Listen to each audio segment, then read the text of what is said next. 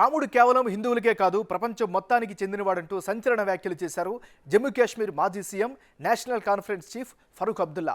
అయోధ్యలో రామమందిర నిర్మాణానికి కృషి చేసిన ప్రజలందరినీ ఆయన అభినందించారు. అయోధ్యలో రామాలయం ప్రారంభానికి సిద్ధమైందని, దీని నిర్మాణానికి కృషి చేసిన వారందరికీ అభినందనలు చెబుతున్నానని చెప్పారు.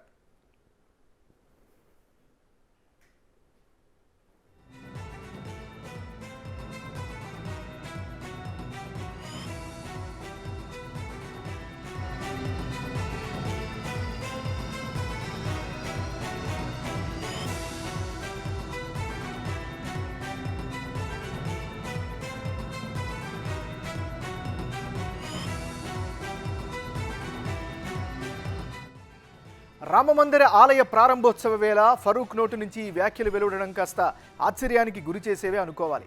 అంతేకాదు రాముడిని ఆయన పొగడ్తలతో ముంచేశారు.